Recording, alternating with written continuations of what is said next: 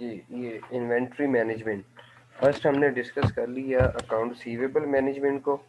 Now the next is inventory management in our working capital management part. यहाँ पे again जो हम बात करें इन्वेंट्री मैनेजमेंट में भी जो फर्म ने एक ट्रेड ऑफ क्रिएट करना होता है कि having a sufficient level of inventory in the store, not too high और even not too low. Low inventory level आपका होगा तो अल्टीमेटली इसकी प्रॉब्लम कंपनी को ये फेस करना पड़ेगी।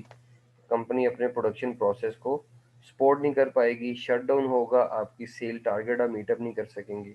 Higher level of inventory then the usual, इसके लिए आपके पास क्या होगा, आपको कैरिंग कॉस्ट और होल्डिंग कॉस्ट पड़ सकती है।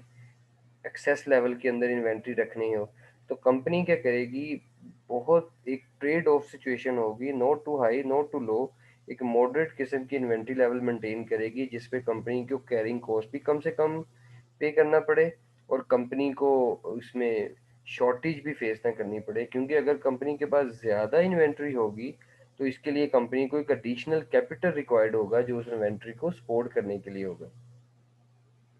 और अगर आप लो लेवल ऑफ इन्वेंट्री रखेंगे तो उससे आपको मे बी ये एडवांटेज तो हो जाएगा कि आपके पास कैश सेविंग में आ जाएगा।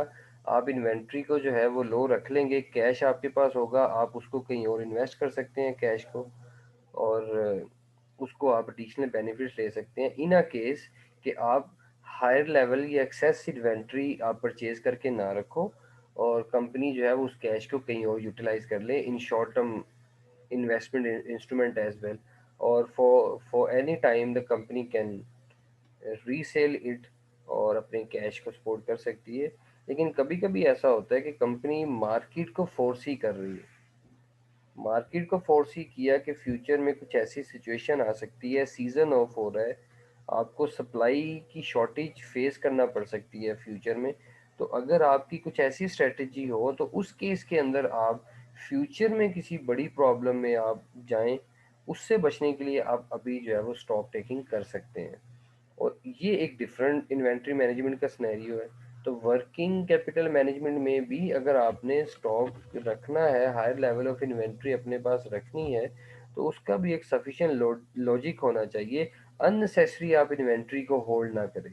अननेसेसरी आप इन्वेंट्री को होल्ड करेंगे तो आपका कैपिटल उधर को मूव करेगा, आपके लिए पास सफिशिएंट कैश नहीं रहेगा और आपके वर्किंग कैपिटल के ऊपर प्रेशर पड़ेगा और आपकी प्रोडक्ट की कॉस्ट भी बढ़ जाएगी क्योंकि आपको एक फिक्स कॉस्ट इसको पे करनी है। इन्वेंट्री को कैरिंग कॉस्ट और होल्डिंग कॉस्ट आपको एक्स्ट्रा पे करनी पड़ेगी और that will increase the product cost as well. तो इस सिनेरियो में भी कंपनी ने अपने आप को जो है वो एक मॉडरेट किस्म की कैलकुलेशन में रखना है। और आप जैसे पहले भी हम डिस्कस कर रहे थे, आपके पास just in time inventory system है, इसके अलावा एवरेज मेथड फर्म यूज़ करती है, इकोनॉमिक ऑर्डर क्वांटिटी है EOQ, आप लोगों ने वो भी पढ़ा होगा। इकोनॉमिक ऑर्डर क्वांटिटी मेथड को यूज़ करते हुए एक इकोनॉमिकल लेवल ऑफ इन्वेंट्री रखती है जिसमें कंपनी को पता चलता है कि किस पॉइंट ऑफ टाइम के ऊपर हमें एडिशनल ऑर्डर देना है।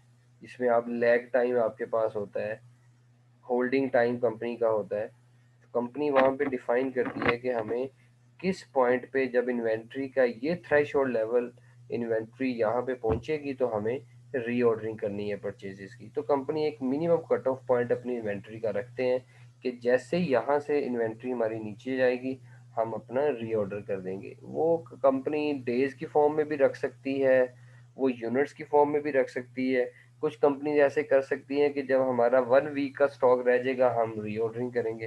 कुछ कंपनी यूनिट्स की फॉर्म में रखती है कि हमारे पास इतने 1000 यूनिट्स या इतने 100 यूनिट्स रॉ मटेरियल के पड़े होंगे तो हम रीऑर्डरिंग कर देंगे। तो सम हो depending upon the company strategy. अब नीचे अगर हम आए, सेकंड पैराग्राफ के अंदर डिस्कशन है कंपनी की नेचर कि आपने इन्वेंट्री मैनेजमेंट के अंदर जो इन्वेंट्री टर्नओवर है वो आपने इंडस्ट्री के साथ कंपेयर करना है। ये इंडस्ट्री टू इंडस्ट्री वेरी भी करता है। कुछ प्रोडक्ट्स ऐसी हैं जिसमें इन्वेंट्री आपकी जो प्रोडक्ट की जो फिनिशिंग लाइन तक पहुंचती है वो 2-2 माह लग जाते हैं, और कहीं प्रोडक्ट ऐसी है वो विद इन अ डे आपकी प्रोडक्शन हो रही है। जैसे ग्रोसरी है, ग्रोसरी की प्रोडक्शन जो है वो आपकी बहुत स्पीड से हो रही होती है और इसमें आपके पास जो साइकिल है इन्वेंट्री का वो बड़ी स्पीड से चल रहा होता है। इसी के इसमें इन्वेंट्री टर्नओवर हाई है, लेकिन इसके ऑपोजिट जैसे यहाँ पे एग्जांपल भी दिया, आर्ट गैलरी की इन्वेंट्री की बात करें तो वहाँ पे आर्ट गैलरी में इतनी रैपिड सेल नहीं हो रही होती और आपकी इन्वेंट्री का टर्नओवर इतना ज़्यादा नहीं होता। इन अ सेम केस जो आपके पास बड़ी इंडस्ट्री है, जैसे आप ऑटोमोबाइल सेक्टर की हम एग्जांपल लें, वहाँ पे भी इन्वेंट्री टर्नओवर का जो टाइम है वो ज़्यादा है। आपने बुकिंग्स करवा रहे होते हैं और फिर वहाँ पे प्रोडक्शन प्रोसेस का टाइम फ्रेम है, वो इतनी रैपिड प्रोडक्शन नहीं है comparative to other kind of business.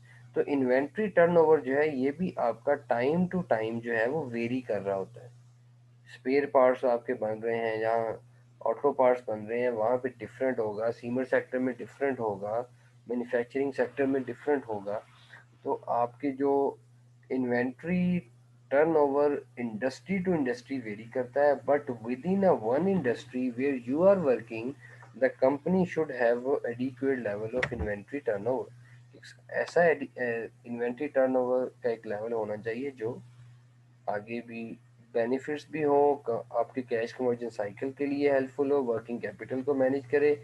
अगर आपका इन्वेंट्री टर्नओवर प्रोलॉन्ग कर जाएगा तो आपको एडिशनल इन्वेस्टमेंट ऐड करनी पड़ेगी, उसका आपको लॉस क्या होगा, आपके पास कैश रैपिडली अवेलेबल नहीं होगा, क्योंकि वो आपकी इन्वेंट्री सेल होगी तो रिसीवेबल में आएगा, रिसीवेबल में आने के बाद फिर एक टाइम रिक्वायर्ड होता है कि आपकी इन्वेस्टमेंट कैश में कन्वर्ट होती है।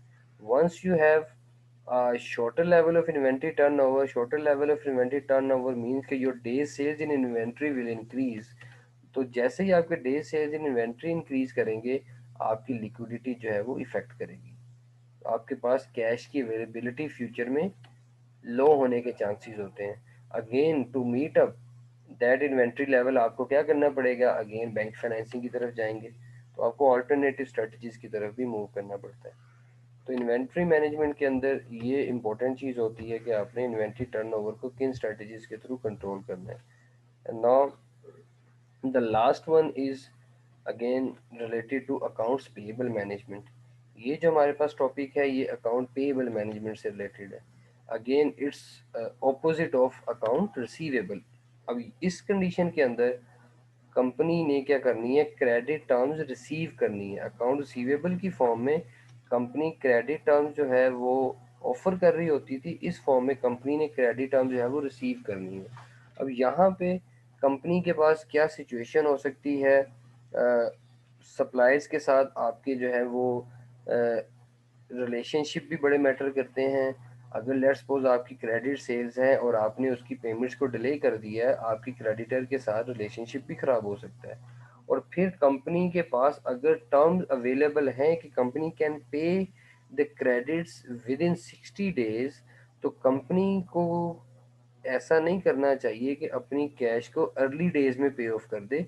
Company can utilize that excess portion of cash in another investments as well. तो कंपनी उस कैश को कहीं और यूज कर सकती है। तो कंपनी के लिए भी बड़ा इंपॉर्टेंट होता है पे ऑफ की टर्म्स को लेके जाना। तो फिर इस सिचुएशन के अंदर अगर आप अर्ली पेमेंट्स नहीं करना चाहते और कैश को आप डिले करना चाहते हैं, और that is important for cash conversion cycle as well, आप उस कैश को अपनी इन्वेंट्री में इन्वेस्ट कर सकते हैं। और उसी टाइम पे फिर कंपनी जब कुछ टर्म ऑफर करती है, ये टर्म भी होपफुली आप लोगों ने पढ़ी होंगी अपनी ये कॉस्ट अकाउंटिंग और मैनेजेरियल अकाउंटिंग में।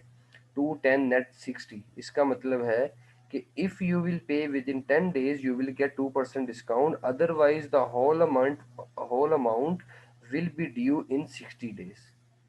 कि 10 दिन के अंदर अंदर पे कर देंगे तो 2% डिस्काउंट है, अदरवाइज 60 डेज के अंदर अंदर आपको पे करना है। और यही क्रेडिट टर्म्स होती हैं। अब इस केस में अगर कंपनी विद इन 10 डेज पे नहीं कर सकती और वो 2% डिस्काउंट अवेल नहीं किया उसने, तो फिर कंपनी को नहीं चाहिए कि वो 15 डेज पे करे या 20th डे पे करे। फिर कब पे करना चाहिए, एंड ऑफ द टर्म। फिर आप कंपनी 60th डे पे कर दे, कंपनी को कोई एक्स्ट्रा चार्जेस नहीं पड़ेंगे। लेकिन 60 डेज तक पे करने में कंपनी अपने अकाउंट पेएबल का जो टर्नओवर है उसको वो इंक्रीज कर लेंगे। उसमें डेज जो है वो जब आपके पेएबल डेज बढ़ेंगे तो कैश कन्वर्जन साइकिल जो है वो उससे कम हो जाएगा, क्योंकि ये वैल्यू नेगेटिव में होती है। तो कैश कन्वर्जन साइकिल के लिए आपकी पेमेंट्स को जितना आप डिले कर सकें उतना ही आपके लिए फ्रूटफुल होता है। लेकिन इन केस कि अगर 2% डिस्काउंट है तो फिर बेहतर है कि 2% डिस्काउंट अवेल कर लिया जाए, इससे आपकी कॉस्ट जो है वो कम हो जाएगी।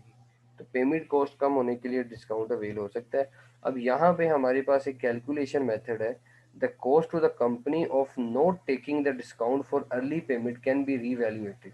अब होता यह है कि कंपनी ये कह रही है कि अगर हमने 2% डिस्काउंट अवेल नहीं किया तो इस केस में कंपनी को कितनी कॉस्ट जो है वो बियर करनी पड़ सकती है, एडिशनल कॉस्ट। तो वो अभी हम देखते हैं और इसी फॉर्मूले से हमें वो राइट मेथड और राइट पॉइंट पे मिल जाएगा कि जिस पॉइंट पे जाके हमें अपने क्रेडिट से अपने पेएबल जो है वो रिटर्न करने चाहिए।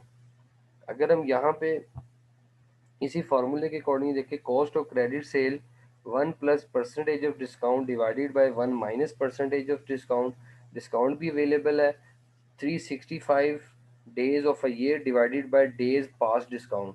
डेज पास डिस्काउंट का मतलब है कि आज आपके पास कितने दिन हो गए हैं डिस्काउंट की ऑप्शन को ख़त्म हुए। तो लेट्स सपोज अगर आज मैं 20वें दिन पे हूँ तो डिस्काउंट की ऑफ़र 10 दिन पहले हो चुकी है।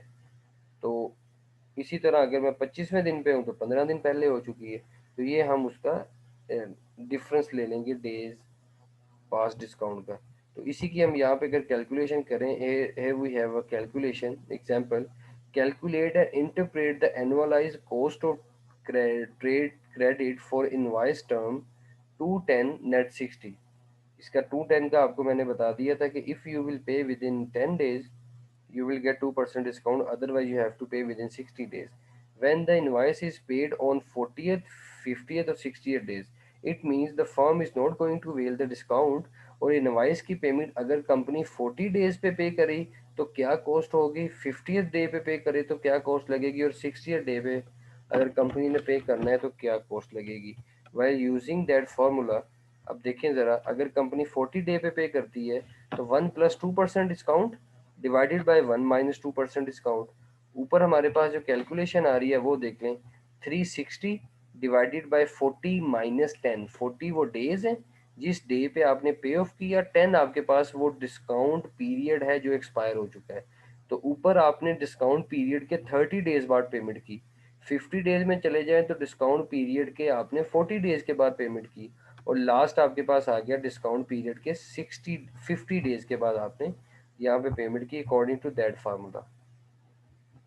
अब यहाँ पे आप देखें ज़रा हमारे पास कॉस्ट क्या लग रही है। फर्स्ट अगर आप 40 डेज के अंदर पे करते हैं विदाउट अवेलिंग डिस्काउंट तो द एनुअलाइज कॉस्ट इज 27.9%, और 50 के अंदर 20.2% और 60 के ऊपर 15 पॉइंट। तो इसका क्या मतलब हुआ कि कम कॉस्ट अवेल करनी है तो we have to delay the payments till the expiry of the credit term it's on 60th day. तो बेहतर यह है कि हमें या तो हमें डिस्काउंट जो है वो अवेल करना चाहिए। If we would not be able to avail the discount तो then it's better to pay your credit at the expiry of the term. वो क्या है, 60th डे पे वहाँ आपको जस्ट 15.9% कॉस्ट बियर करनी पड़ेगी। Yes, any question here, anyone from the class? Is there any question regarding the understanding of it? जी बिलाल। नहीं sir, वो बस से समझ आ गया sir, thank you. Okay, fine. Anyone else? Is there any question regarding inventory management, account receivable management, and your payable? Okay, next topic is very simple and a short topic. It will give you another method of calculating days for payable, number of days for payable. It's additional method. You can calculate your days for payable by using a formula like account payable divided by average days purchases.